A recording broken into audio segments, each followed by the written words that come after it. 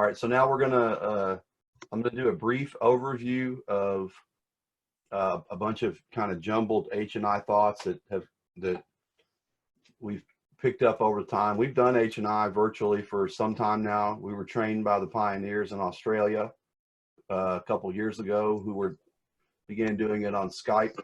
They were doing it to residential facilities in Northern Australia, and now they're doing it to jails and some other places too. So I'm just going to start with, I'm going to say all this crap real quick to get it out on the recording, and it may knock something loose in your head for a question. And then we're going to go back and start through it line item. Okay.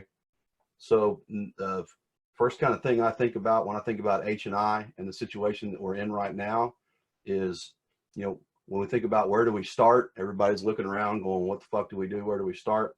Well, the first thing is, you know, what are our existing relationships? So, you know, I've written down enhancing existing relationships and then building new ones. Because when we think about H&I, we think about trust. You know, these organizations trust us to come into their place and provide our services. So we start, you know, I would always start with where I already have some trust and keep that trust. Next kind of things I think about are what communication resources do your existing facilities have? So I'm talking about accessibility. So when I say accessibility, I mean, do they have internet? Do they have phone only? You know, you start thinking about a federal prison as opposed to a 7-day detox or a 30-day treatment center. You know, like they have different accessibility. One of them's probably got internet and one of them probably doesn't. You know, and when we think about what resources do these existing facilities have, you know, Wilvina touched on it. Do they have common areas with TVs on the wall? Do they have like a loudspeaker system that they can project throughout the whole facility? You know, what setting are these places? Are they psychiatric? Are they detox? Are they correctional? Are they state? Are they federal? You know, then we're going to move on to panels and H&I panels. You know, what do your existing panels look like before this? And okay, so what do they look like now? You know, 3 weeks later. You know, are the panel members themselves or potential panel members trained on these video conferencing software that we've been using? Do they have enough experience going in on their own personal recovery in these meetings to learn how to navigate the controls and such? And are they trained well enough in order to be able to co-host a meeting? You know, how big are your panels? Are your panels 2-people panels with speaker? Are they 5-people panels?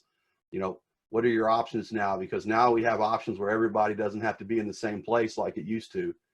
Used to be you might have 40 different meetings and there were 40 speaker meetings, and so you only needed 2 people. You know, now you can put together bigger panels. And then we start thinking about meeting format. You know, what are we used to in these different types of facilities we're already in, and what is video conferencing or like conference call software shit?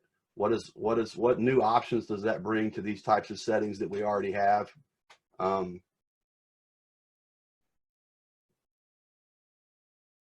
Wilvina also touched on something else, and I needed to read over this stuff because I jumbled it down real quick. Is you know, it used to be the only option we had for a lot of these people because we had to go into their facility was an H&I only setting.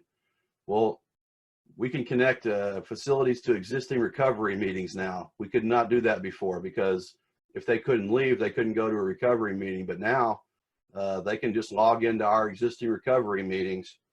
So, you know, do you want to connect facilities to an actual existing recovery meeting, or do you want to provide a specific meeting to one facility like we're normally used to, or do you want to provide H&I focused topic meetings to several facilities at one time with one panel?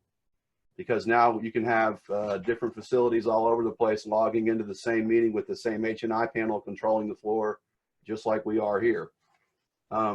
Yeah, Shane, I just wanted to jump in. I was on a meeting in the UK where they were broadcasting into 4 treatment centers. Yep. From a recovery meeting, and also the some of the clients can also just access it through their individual phones as well. Yep. So something else that you guys kind of heard, Greg touched on it, was what we call dry runs. These training sessions where Chris and I do this a lot when we train members. We start a meeting just like this. We start passing the host controls around to everyone where, everyone gets an opportunity to touch everything and move everything around and learn how to actually do it. So by the time we get to the actual recovery meeting that we want to start, or the H&I meeting, we understand how to do what's necessary for the meeting. And then, and here's a big one, and nobody's talked about this, and we've already started it.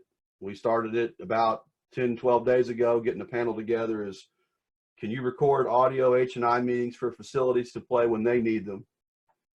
So you think about kind of the fellowship standard of what we have in the PR handbook, and then the H&I do's and don'ts in the H&I handbook. Can we make a generic set of maybe 3 or 4 H&I meetings that would be like somebody was in a facility for, most residential treatments 30-day, I would guess. So say somebody's in there for 4 weeks and they get to go to an H&I meeting 4 weeks in a row. What are the topics going to be? What's that going to look like? Can we do a meeting just like we're looking at on Zoom with a screen share of the readings and topics out of the basic text and sponsorship pamphlet, for the newcomer pamphlet, things like that, and have 5 to 7 minute shares from panel members? And, can we organize what do you call it? Like a volume set, where there's 4 different episodes, or, we have a lot more open to us than we used to, but man, like Greg was saying, we got to use some common sense, because we could fuck something up real quick if we're inexperienced or running on self-will or ego. It's, like Greg was saying, it's very difficult for us to, the setting that we had for making decisions is so greatly affected by us not being able to be in the same space, like an area meeting or an H&I subcommittee meeting. So how do we, remain in line with our guiding principles and a group conscience, and still get the job done, because the job's got to get done. You guys there's 108 people here because the job's got to get done, and we need to go. People are fucking dying already. We got to go.